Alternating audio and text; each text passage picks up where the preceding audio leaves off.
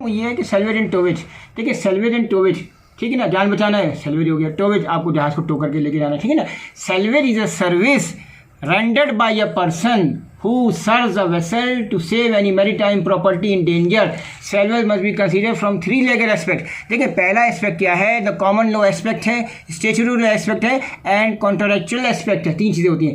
There is also a practical seamanship aspect of salvage operation. देखिए जान बचानी है और फाइनली जो जहाज़ का आपको पता है तो थोड़ा सा अलग है। देखिए होता क्या है इसमें, ये होता है प्रैक्टिकल सीमनशिप, एसेंशियल ज़रूरी एलिमेंट क्या होते हैं in a salvage service are per common law and salvage service rendered will not qualify for a salvage reward unless it is rendered voluntarily. अब मेरी बात समझ गए ना, देखिए voluntary is very important. अगर voluntary नहीं होगा तो आपका काम खराब हो जाएगा.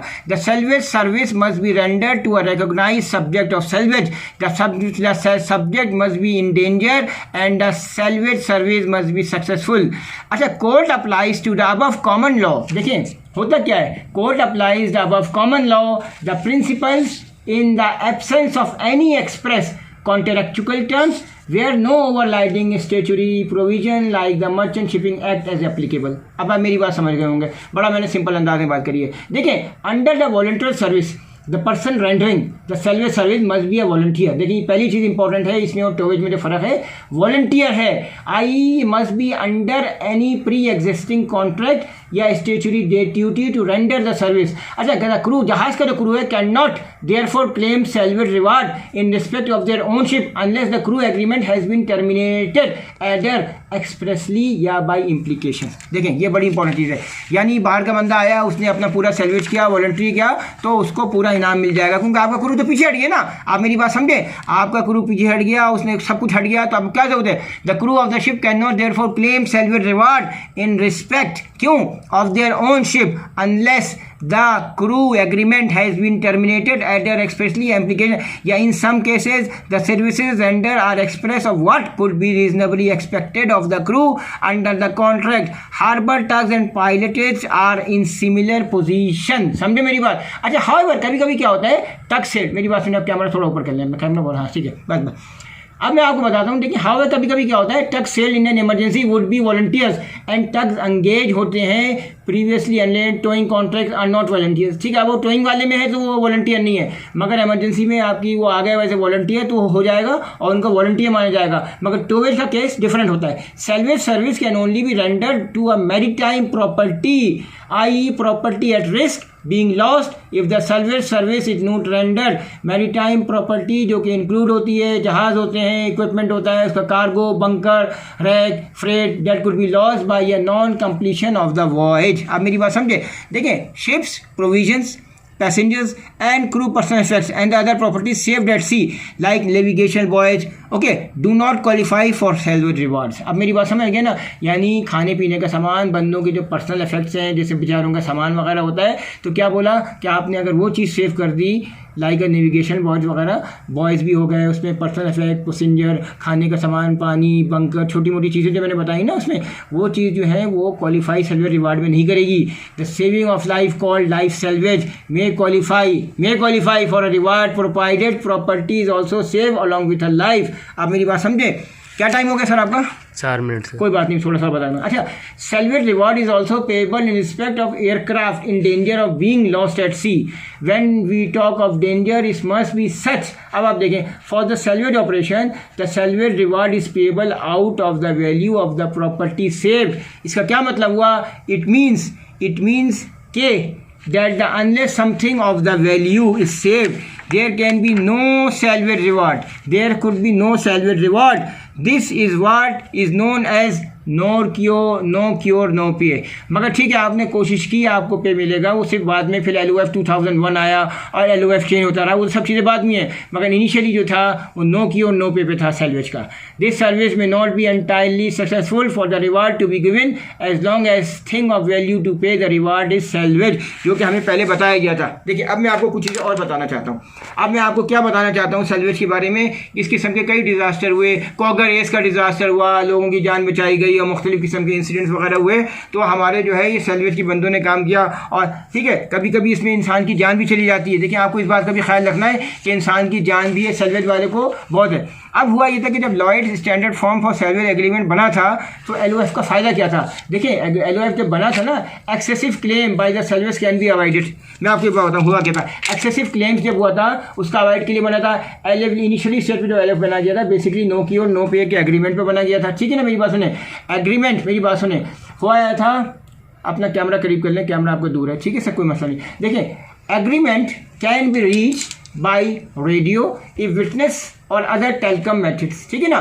The agreement is not likely to be disputed, ये बहुत इंपॉर्टेंट है। LOF is basically initial stage में नो के नो पे बना था, ठीक है, बाद में चेंज हुआ। एलओएफ 2001 आया, उसमें चेंज हुआ था, इसमें स्कोपिक लॉ आ गया था। स्कोपिक लॉ से फिर ये P&I को गया था और उसमें काफ़ी अमेंडमेंट हुई थी। English laws applies to claims. Salvage has a property can be quickly released on payment of security to the salver, ये बहुत इंपॉर्टेंट था। Salver gets an interim initial award. Disputes are referred to the arbitration. अब ये arbitration आपका London में है और आपका कहाँ पर है? न्यूयॉर्क में। मगर इसमें कहा गया था कि डिस्प्यूट जो है हम लोग सॉल्व करेंगे कहाँ पे? लंदन में, सेविंग द लीगल कॉस्ट। और अंडरराइटर्स, इंश्योरेंस के जो अंडरराइटर्स हैं, liabilities can not be increase beyond the total loss and excessive claims by the sellers can be avoided. अच्छा, अब इनिशियली स्टेज में हम थोड़ा सा आज हमारा है कि एलओएफ जो है 1970 में आया था, फिर 2000 में आया, फिर 2001 में आया। देखिए फर्स्ट एलओएफ का जो फॉर्म बना था, डेवलप हुआ था 1892 में। देखिए मैं आपको सिर्फ ये बताऊं कि 1892 के अंदर जब ये फॉर्म वगैरह बने थे तो ये थोड़ा बेसिक था। बाद में इन फॉर्म्स में तब्दीली आई और चेंजेस होते रहे, ठीक है ना।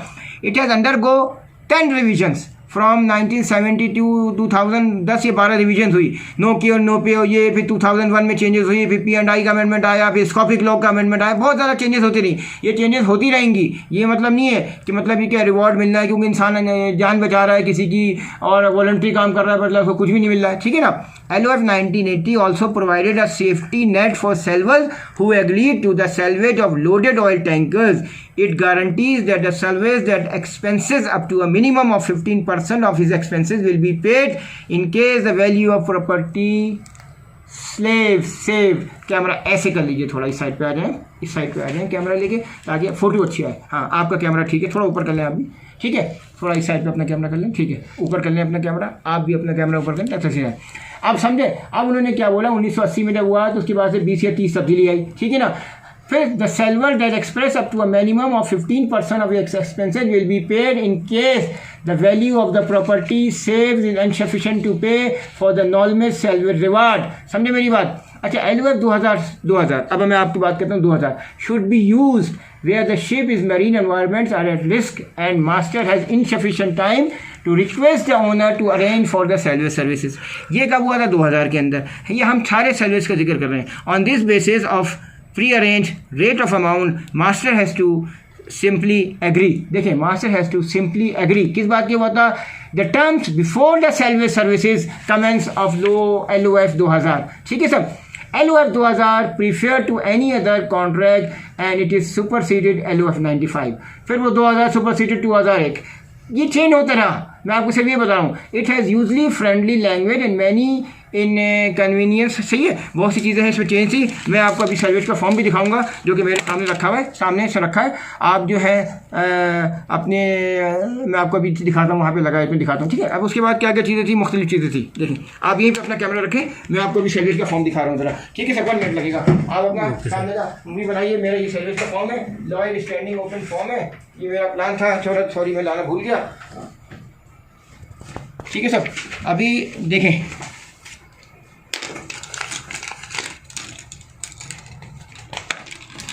ठीक है सर, ये देखिए आप लॉयवेज का ये फॉर्म है, इसको देखिए आप, ठीक है सर। इसमें क्या है, इसमें आपका है, देखें सर, मैं आपको बोला दिखा दूँ, नो की और नो पे वाला फॉर्म है हमारे पास। कॉन्ट्रैक्टर की डिटेल्स है, सिग्नेचर होते हैं, किस तारीख को एग्रीमेंट, प्लेस ऑफ एग्रीमेंट है, ठीक है सर। अब आप ये देखिए, उसके बाद आपने देखें प्लेस सेफ प्लेस एग्री किया। फिर कॉन्ट्रैक्टर की क्या क्या ऑब्लिगेशन है, इन्वायरमेंटल प्रोटेक्शन की डिटेल है, स्कोपिक क्लोज है। देखिए, सबसे इंपॉर्टेंट चीज़ थी कि स्कोपिक क्लोज था, जो कि हमें था कि within the meaning of SCOPIC clause, okay. उसके बाद आ जाए सब सर्विसेज, प्रायर सर्विसेज, बाद की services, rights of terminations, LSSA clauses, governing law, ठीक है सब। उसके बाद इंपॉर्टेंट नोट्स हैं, सेल्वेज की security, incorporated provisions, notification to Lloyd's, इसके बारे में भी हम बाद में बात करेंगे। आप अपना कैमरा करीब कर लें।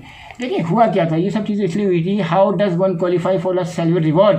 To qualify a salvage reward, salvage services must be rendered. Camera ऊपर कर लें, ठीक है ना। Salvage services must be render, ये इंपॉर्टेंट है। A vessel standing by to render the salvage services must be clear. Okay sir, ये बहुत इंपॉर्टेंट बात है।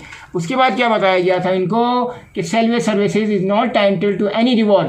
देखिए ज़्यादा कैमरा ना हिलाया करें। A vessel standing by to render the service is not entitled to any reward. The salvage must salvage something of value to pay for the reward.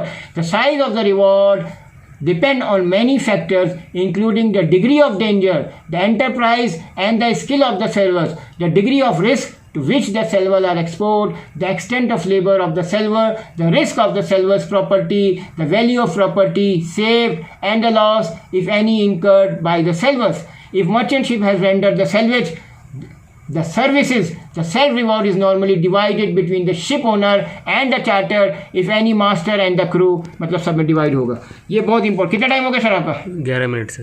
हाँ देखिए, फाइनली मैं ये बोलूँगा, beneficiaries of the salvage services में है owner of the ship है, ठीक है। Property save by the salvor will pay the salvor reward. It is also include the owner of the any equipment safe, charters of the salved vessel, owner of the salved cargo salved, मगर मैंने कहा था person effects वगैरह जो इसमें शामिल नहीं होंगे। अब देखें, कॉन्ट्रैक्टर्स बेसिक ऑब्लिगेशंस का डिस्कस है इसमें, इन्वायरमेंटल प्रोटेक्शन का डिस्कस है, स्कोपिक क्लॉज का डिस्कस है। देखिए ये 2001 में भी आया था कि the SCOPIC clause within the meaning of sub clause 2 thereof, ठीक है सर। ये सबसे इंपॉर्टेंट क्लॉज है, इसका स्कोपिक क्लॉज है। उसके बाद है इफेक्ट ऑफ अदर रेमेडीज हैं, प्रायर सर्विसेज कैसे करना है आपको, कॉन्ट्रैक्टर से कैसे बात करनी है, कैसे साइन करना है, duties of the property of the owners है, राइट ऑफ टर्मिनेशन है, where is no longer any reasonable protect, इसमें राइट ऑफ टर्मिनेशन किस किस को कैसे है, deemed of the performance is very, arbitration of LSSA clause is not LSA, इसको कहते हैं द LSSA क्लॉज, इसका नाम है the Lloyd's procedural rules of the in the force of the clause, ठीक है ना। ये वाला क्लॉज है, not life saving equipment. Governing law very important, this agreement and any other arbitration here under shall be govern by the English law, ठीक है सब English law से ताल्लुक है। इंपॉर्टेंट नोट्स में क्या है आपका, सैल्वेज सिक्योरिटी है। As soon as possible the owner of the vessel should notify the owners of the other property on board that this agreement has been meet, ये बहुत इंपॉर्टेंट है। इन कॉर्पोरेटेड प्रोविजंस का discuss है। Awards क्या है, the council of the Lloyd's is entitled to make available the award, appeal, award and reasons on www.lloydagency.com subject to the conditions set out in clause 12 of the LSSS clause। Notification of the Lloyd's को आप देंगे और उसके बाद final जो है वो distribution होगा। डिस्ट्रीब्यूशन कितना टाइम हो गया सर आपका?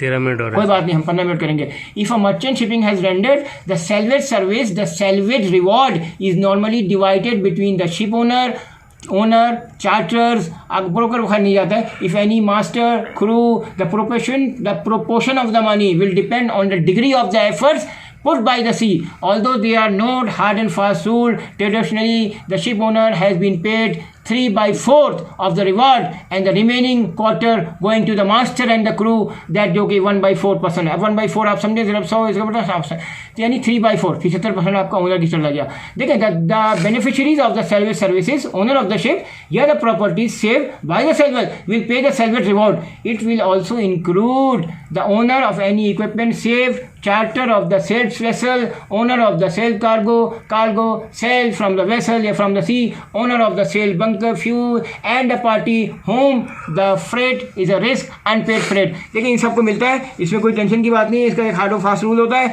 आपको इसमें टेंशन लेने की जरूरत नहीं होती है, मगर ये सबको पैसे मिलते हैं। देखिए स्कोपिक क्लॉज और बाद में जो P&I का आया था उसमें काफ़ी डिटेल्स हैं और ये लेटेस्ट अपडेट होता रहता है, उस हिसाब से इसमें सबको पेमेंट मिलते हैं sir. Thank you very much.